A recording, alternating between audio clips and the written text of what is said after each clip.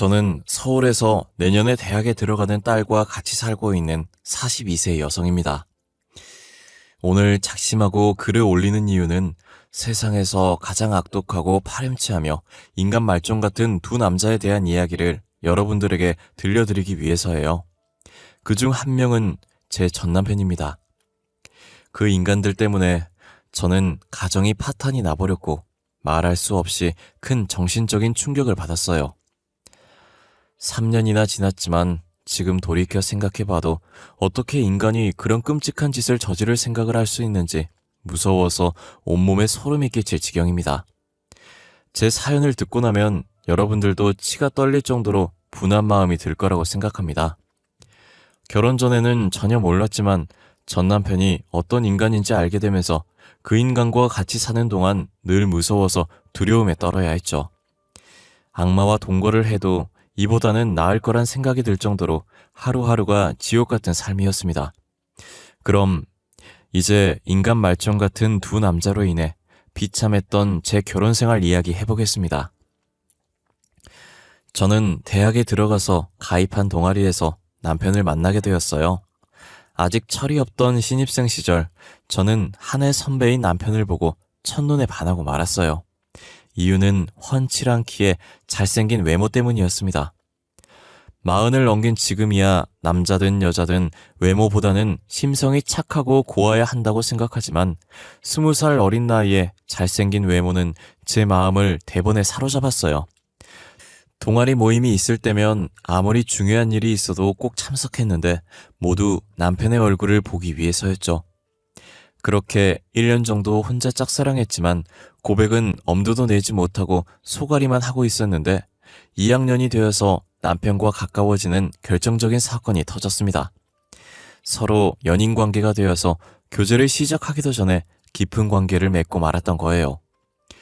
여름방학이 시작되자 2박 3일 일정을 잡고 설악산으로 동아리 단합대회를 가게 되었어요.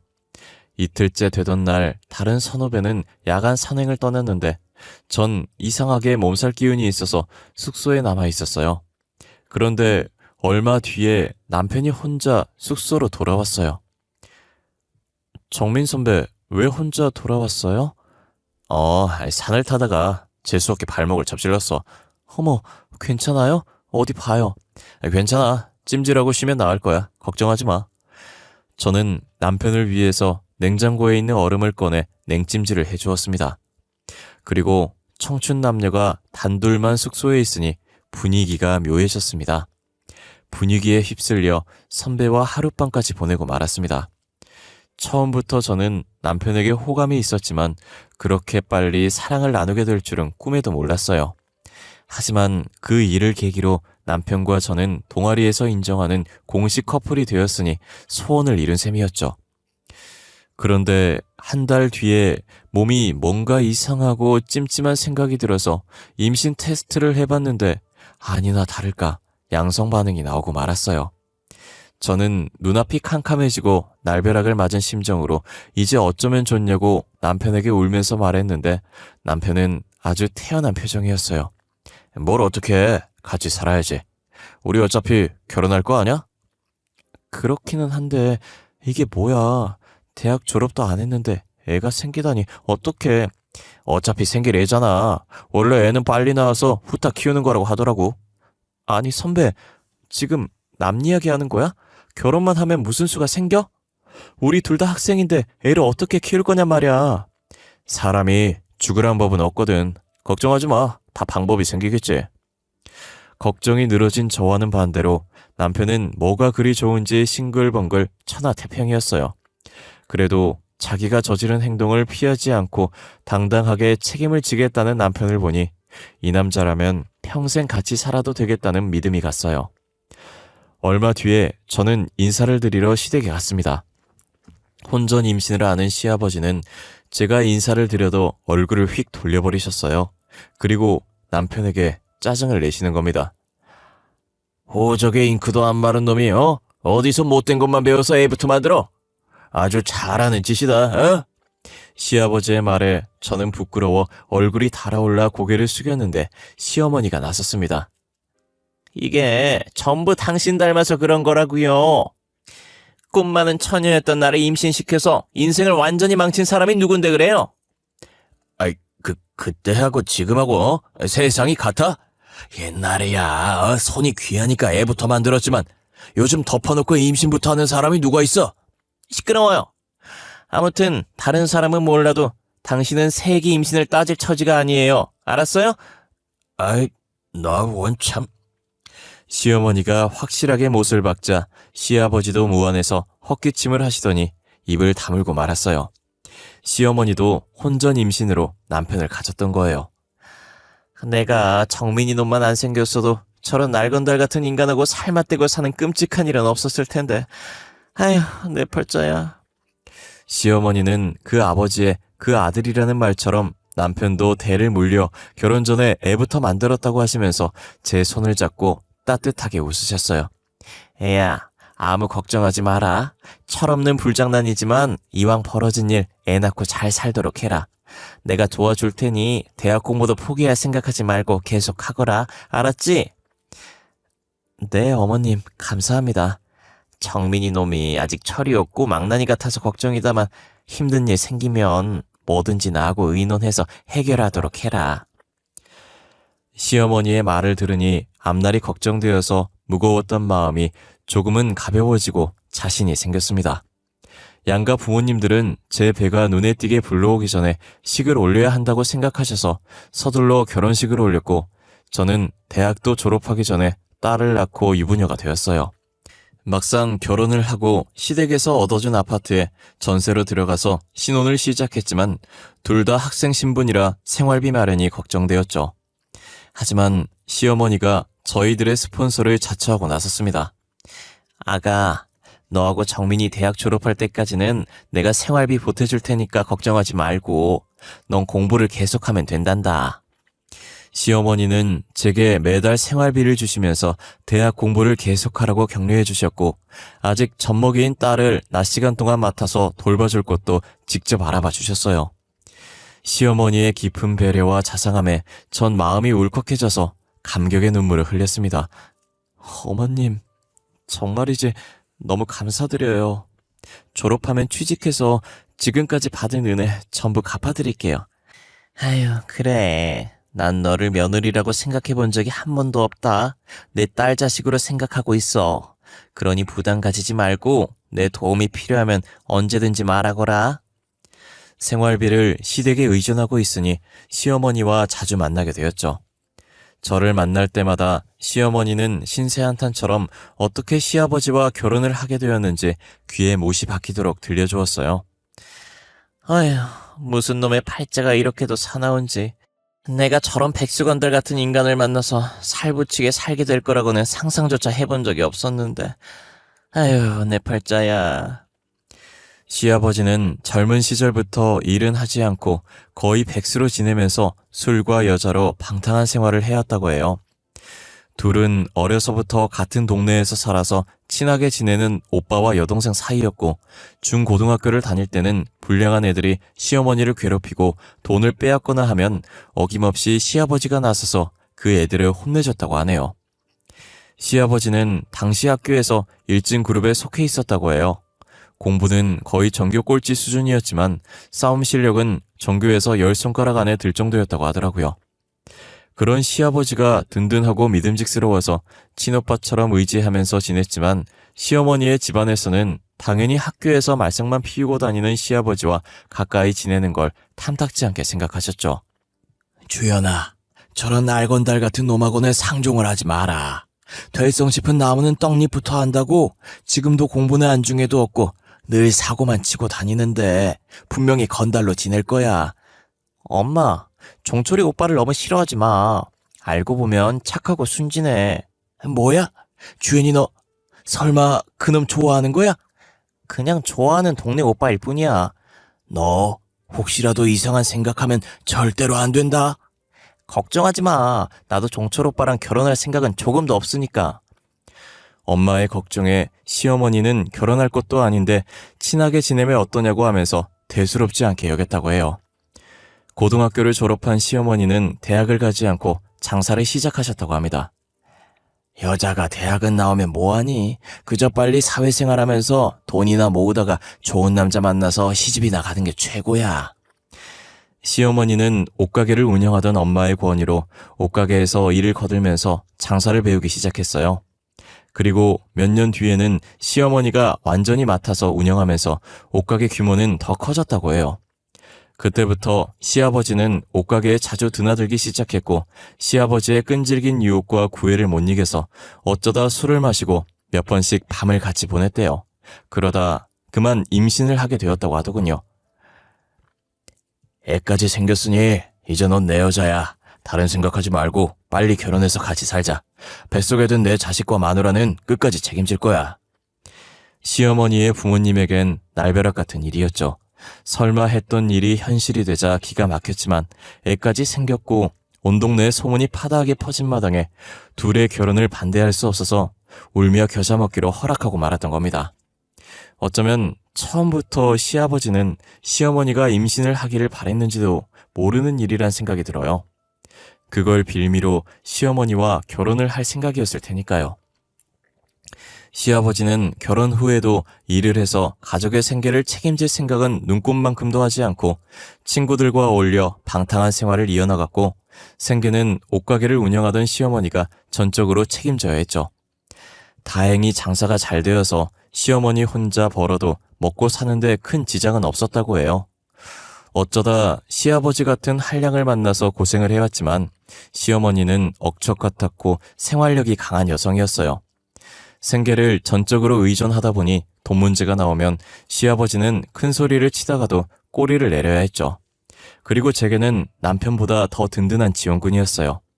애 때문에 힘든 상황이 생기면 장사를 하느라 바쁜 와중에도 선뜻 딸을 맡아서 봐주셨어요.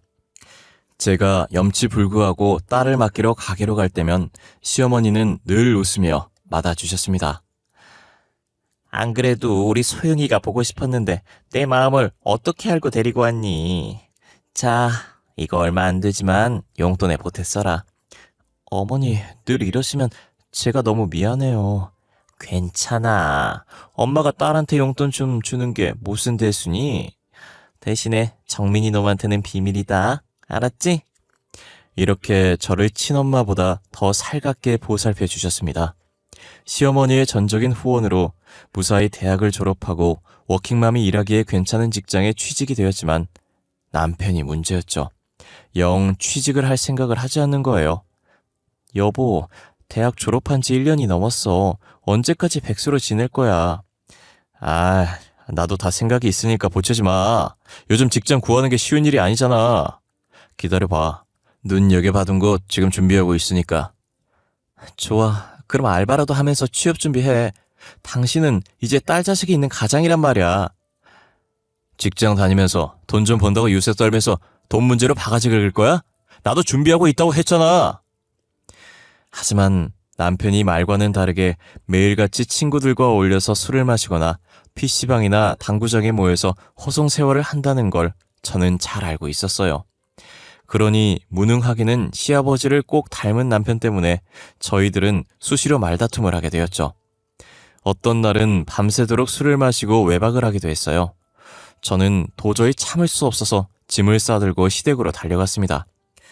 남들은 친정으로 갔겠지만 제게는 시어머니가 친정엄마보다 편한 정신적 지주였어요. 아니 애야, 무슨 일이 있었길래 짐을 싸들고 왔어? 어머님, 그이가 외박을 했어요. 저도 이제 못 참겠어요. 뭐야? 이런 미친놈 같으니 내가 홍구멍을 단단히 내주마. 시어머니는 바로 남편을 불러서 호통을 치면서 쥐잡듯이 닥달을 했고 남편은 고양이 앞에 쥐처럼 꼼짝 못하고 잘못했다고 빌었고 다시는 외박을 하지 않겠다는 각서를 썼습니다. 남편과 불화가 생기면 시어머니는 언제나 제 편을 들어주셨어요. 그런데 얼마 후에 남편이 제게 숨기고 있던 비밀을 알게 되었어요. 남편이 저 몰래 1,000만 원을 대출받아서 스포츠 도박으로 탕진해버린 겁니다. 당신 뭐 하자는 거야? 백수 주제에 빚을 내서 도박을 해? 말이 된다고 생각해? 그게 심심풀이로 하다가 그만. 앞으로 안 할게. 그러면 되잖아. 남편은 미안한 기색도 없이 변명을 늘어놓았고 저는 화가 치밀어서 시어머니에게 달려갔습니다. 사정을 들은 시어머니도 머리끝까지 화를 내셨어요. 이런 천하의 못된 놈 같으니 놀고 먹으면서 마누라한테 얹혀 사는 주제에 몰래 빚을 내서 도박을 해? 엄마 그런 게 아니야. 곧 취직해서 다 갚을 거라니까. 시끄러워. 뭘 잘했다고 변명을 늘어놓는 거야? 당장 일자리 잡아서 빚을 갚든지 나하고 모자 관계 끊고 의절하든지 양자택일해. 뭐? 의절이라니. 엄마 말이 너무 심하잖아. 이 녀석이 지금 내가 농담하는 줄 알아? 시어머니의 단호한 태도에 기가 질린 남편은 눈물까지 보이면서 백수생활 청산을 단단히 약속했어요. 그리고 며칠 뒤에 선배의 소개로 오토바이 배달 일을 시작했습니다. 아, 힘들어. 다리 아파 죽겠네. 아우, 대학까지 나와서 이 짓을 해야 해? 남편은 일을 마치고 집에 오면 힘들어 죽을 지경이니 시어머니에게 말해서 일 좀 그만하게 해달라고 사정을 했지만 저는 못 들은 척했죠. 정 일하기 싫으면 직접 찾아가서 말씀드려. 그랬다가는 엄마한테 맞아 죽어. 그럼 입은 꾹 다무시고 계속 일하세요. 운동도 되고 얼마나 좋아. 아유 진짜 당신은 내가 골병 들어서 죽으면 좋아? 남편은 날마다 징징거렸지만 시어머니가 무서워서 감히 일을 그만두지 못했어요. 가장이 마음 잡고 일을 하니 이제야 집안이 제대로 돌아가는 것 같았어요. 남들처럼 평범한 일상을 보내는 사이에 딸아이도 탈없이 쑥쑥 자라서 고등학교 진학을 눈앞에 두게 되었죠. 그때 날벼락 같은 일이 찾아왔어요. 시어머니가 치매 진단을 받은 겁니다. 얼마 전부터 이상 행동을 하던 시어머니가 걱정이 되었어요. 늘 다니던 곳에서도 길을 잃어버리기도 하고 제가 묻는 말에 앞뒤가 전혀 맞지 않는 동문서답을 하기도 했어요. 그래서 병원으로 모시고 가서 검사를 받았는데 치매 초기라고 하더라고요. 그때부터 저는 치매에 좋다는 약을 백방으로 수소문했고 다니던 직장도 그만두고 옆에 붙어서 시어머니를 보살펴드리기 시작했어요. 하지만 시간이 지나면서 시어머니의 치매 증상은 점점 심해졌습니다. 이년아, 아직 밥도 안 차리고 뭐하고 있는 거야? 어서 밥 가져와. 어머니, 방금 전에 식사하셨잖아요. 누가 밥을 먹어? 난 안 먹었다. 네가 먹었지? 내 밥을 네가 다 먹었지? 어머니, 제발 이러지 마세요. 치매가 심해지자 시어머니는 식탐이 많아졌고 성격이 완전히 변하셨어요. 그렇게 저를 다정하게 여기면서 딸처럼 대해주시던 모습은 온데간데 없이 사라지고 저만 보면 험한 욕을 하고 거친 태도로 투정을 부렸습니다. 마치 변덕이 죽 긁듯 하는 30살 어린애를 대하는 것 같았어요. 하지만 모든 게 치매 때문이었기에 저는 꾹 참고 정성을 다해서 보살펴드렸습니다. 그런데 그때부터 시아버지의 수상한 행동이 시작되었어요. 시어머니가 치매로 정신이 오락가락하자 시아버지는 눈치를 보지 않고 아예 대놓고 젊은 여자와 어울려 바람을 피우고 다니시는 겁니다. 시아버지는 제가 보는 앞에서도 거리낌 없이 내연녀와 전화통화를 하면서 사랑한다느니 보고 싶어 미치겠다는 어이가 없는 말을 했어요. 아버님, 지금 뭐 하시는 거예요? 어머님이 치매라는데 걱정을 하기는커녕 다른 여자를 만나는 게 말이 되냐고요. 너야말로 시애비한테 뭐하는 짓이야? 난 아직 팔팔한데 노망난 마누라 똥수발이나 들어야 직성이 풀리겠냐? 정신 나간 마누라 때문에 내 인생까지 망칠 생각은 절대 없다. 시어머니는 죽든 살든 자기는 마음대로 즐기면서 살겠다는 시아버지의 어처구니 없는 말과 행동에 저는 기가 막혀서 넋이 나갈 지경이었죠. 더구나 남편은 모든 걸 알고 있었지만 그게 무슨 대수냐는 반응을 보였어요. 남자 말이야. 나이가 들어도 여자가 필요한 법이야. 엄마한테는 안 될 일이지만 아버지도 인생이 있는 거잖아? 뭐 엄마 수발은 당신이 알아서 해야 하는 거고. 남편은 은근슬쩍 시어머니를 돌보는 일은 제 몫으로 만들어 버렸어요. 사실 남편은 시어머니가 치매 진단을 받고 성격이 달라진 후로 시댁에는 발길을 끊어버렸어요. 엄마가 아프다는데 아들이란 인간이 어쩌면 저렇게 태어나고 무심한지 혀를 내두를 지경이었어요. 그것 때문에 여러 차례 남편과 다투고 싸웠지만 남편은 귀를 딱 막고 제 말을 듣지 않았습니다. 시아버지와 남편은 시어머니를 제게 떠넘기고 외면해 버렸죠. 저는 그동안 시어머니에게 받았던 고마움과 사랑을 되갚을 기회라고 생각해서 힘들고 어려워도 웃으려고 애를 쓰면서 시어머니를 돌봐드렸습니다. 시어머니의 치매기는 예측이 불가능한 주식시장처럼 오락가락했습니다. 어떤 날은 예전의 모습 그대로 정신이 또렷했다가 또 어떤 날은 오물이 묻은 기저귀를 제게 던지면서 욕을 하기도 하셨어요. 그럴 때는 정말이지 참담한 심정이었지만 눈물을 꾹 참으며 뒤처리를 해야 했어요. 얼마 후에 저는 시아버지의 내연녀와 대면을 하게 되었어요. 세아가, 오늘 4시 애미 상태는 어떠냐? 오늘은 괜찮으세요. 방금 잠이 드셨어요. 그러면 집 앞 카페로 잠깐 나오거라. 내가 기니 할 말이 있다. 카페로 나가보니 제 또래로 보이는 젊은 여자가 시아버지의 옆에 딱 붙어서 다정하게 팔짱을 끼고 앉아 있었어요. 서로 인사해. 앞으로 자주 볼 사이니까. 반가워요. 치매에 걸리면 친자식도 내다버린다는데 고생이 많겠어요. 그녀는 시아버지의 내연녀였고 저하고는 겨우 3살 차이밖에 나지 않았어요. 시아버지는 딸보다 어린 내연녀와 딱 붙어서는 뭐가 그리 좋은지 입이 귀에 걸려서 연신 웃고 있었습니다. 그런 꼴을 보니 저는 기분이 상해서 빨리 자리에서 일어나고 싶은 생각밖에 나지 않았어요. 무슨 일로 보자고 하셨어요? 그게 말이다. 아무리 생각해봐도 네 시애미를 요양원에 맡기는 게 좋을 것 같구나. 겉으로는 제가 너무 힘드니까 시설이 괜찮은 곳에서 치료를 받게 하자는 것이었죠. 하지만 속셈은 다른 데 있다는 걸 저는 잘 알고 있었어요. 걸리적거리는 시어머니는 요양원에 가둬버리고 내연녀를 아예 집안에 끌어들여서 살림을 차리겠다는 속셈이었죠. 저는 절대 그런 짓은 할 수 없다고 맞섰습니다. 아버님, 조강지쳐 버리고 잘된 사람 하나 없어요. 아내는 치매에 걸려있는데 딸 같은 여자와 바람이나 피우고 부끄럽지도 않으세요? 다시는 그런 말 하지 마세요. 제 말을 들은 내연녀는 얼굴이 벌겋게 달아올라서 저를 잡아먹을 듯이 노려봤고 시아버지는 불같이 화를 내면서 욕을 해댔어요. 아이고 그래, 너 참 잘났다. 평생 시애미 귀적이나 치우면서 살아라. 그러거나 말거나 시어머니를 그런 험악한 곳에 가둘 순 없었어요. 예상대로 제가 알아보니 시아버지가 말한 요양원은 무허가 시설 요양원이었고 병원이 아니라 거의 치매 환자들을 죽을 때까지 가둬두는 감옥이었어요. 그 일을 계기로 시아버지와 관계가 급격하게 틀어지게 되었죠. 그리고 얼마 후에 시아버지와 남편이 꾸미고 있는 끔찍한 음모를 알게 되었어요.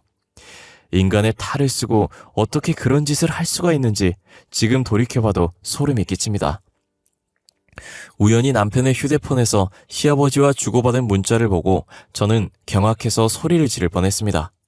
평소에 조심성이라고는 없었던 남편은 휴대폰 비밀번호 같은 건 걸어두지 않았거든요. 시아버지와 남편은 시어머니가 가지고 있는 상당한 재산을 전부 가로챌 궁리를 하고 있었어요. 의사를 구워 삶아서 중증 치매 진단서를 받아서 금치산자 판결을 받아낼 생각이었어요. 시어머니가 어느 정도 재산을 가지고 있다는 건 알고 있었는데 제 생각보다 상당히 많았습니다. 옷가게가 들어가 있는 건물이 시어머니 소유라는 걸 그들의 문자를 보고 처음 알게 되었어요. 그들의 계획대로라면 시어머니는 처녀 시절부터 지금까지 피땀 흘려서 모은 전 재산을 악마 같은 남편과 아들에게 빼앗기고 남은 생을 요양원에 갇혀 지내야 하는 비참한 처지가 되는 것이었죠. 이제 이 인간들을 그냥 두어서는 안 되겠다는 판단이 들었고 바로 경찰에 신고를 하려다가 생각을 바꿨습니다. 확실한 증거도 없이 경찰에 신고를 했다가 그 인간들이 오리발을 내밀면 그만이었으니까요. 곰곰이 생각을 하다가 저는 호랑이를 잡으려면 호랑이 굴로 들어가야 한다고 마음을 먹었습니다. 여보, 아무래도 안 되겠어. 어머니 요양원에 모시자. 뭐? 죽어도 안 된다고 반대하더니 당신이 웬일이야? 나도 사람이야. 노망든 노인네 수발된 지 벌써 3년이 넘었다고. 김병에 효자 없듯이. 나도 지쳐. 그래, 바로 그거야. 당신이 정말 잘 생각했어. 내가 아버지한테 말할게. 남편은 제가 생각이 달라지자 좋아라 하면서 바로 시아버지에게 달려갔습니다. 하지만 시아버지는 뭔가 미심쩍은 눈빛으로 저를 쳐다봤습니다. 아버님, 제가 생각이 짧았어요. 이제부터라도 요양원에서 치료를 받는 게 어머님한테도 도움이 될 것 같아요. 그리고 아버님한테도 좋은 일이고요. 나한테 좋다니, 그게 무슨 소리냐? 아버님, 저도 다 알아요. 어머님이 가진 재산이 상당하잖아요. 이제 아버님이 가지셔야죠. 사람보다는 돈이 중요하죠. 그래. 치매로 정신이 온전치도 못한 할망구 때문에 우리들 인생을 종칠 수는 없잖아? 야, 이제야 너하고 말이 통하는구나. 시아버지도 제가 한편이 되었다고 마음을 놓았어요. 며칠 후에 시어머니는 감옥 같은 더러운 요양원에 입원을 하게 되었습니다. 시어머니는 불안한 눈빛으로 저를 쳐다보았지만 저는 외면하면서 속으로 어머님 조금만 참으세요. 제가 저 인간들 피눈물이 쏙 빠지도록 해줄게요 하고 단단히 다짐했습니다. 남편과 시아버지 그리고 내연녀는 시어머니 재산을 가로채려는 작전 회의를 했고 모든 걸 내연녀가 주도했어요. 가만히 보니 이 더러운 계획은 내연녀의 머릿속에서 나온 것 같았습니다. 저는 속이 뒤틀렸지만 애써 웃으면서 내연녀를 어머님이라고 부르면서 살갑게 대했어요. 어머나, 어머님이 뭐야. 그냥 언니라고 불러. 저를 경계하던 내연녀도 물 만난 고기처럼 모든 걸 까발렸고 저는 그들의 대화를 몰래 녹음해 두었어요. 드디어 그들의 계획을 실행에 옮기는 날이 되었습니다. 시아버지 내연녀와 그 인간들은 준비한 서류를 들고 와서 정신이 오락가락하는 시어머니에게 지장을 찍으라고 막무가내로 윽박질렀어요. 지장을 찍으면 밥을 주겠다는 시아버지의 말에 해맑게 웃으면서 지장을 찍으려는 순간 제가 변호사와 경찰을 대동하고 병실에 나타났습니다. 경찰들은 시아버지와 남편 그리고 내연녀를 사기와 공갈 그리고 특수감금죄로 체포했어요. 아니 이게 뭐야? 여보, 당신 미쳤어? 뭐라고 말 좀 해봐. 남편은 무슨 말도 안 되는 짓이냐고 발버둥을 치면서 애처로운 눈빛으로 저를 쳐다보았지만 저는 그 인간을 차갑게 노려보면서 이혼 서류 받으면 도장이나 잘 찍어서 보내라고 말해주었어요. 네가 나한테 이런 짓을 하고도 무사할 것 같아? 어디 두고 보자. 내가 널 가만두지 않을 거야. 시아버지는 경찰에게 연행되면서도 끝까지 제게 악담을 퍼부었어요.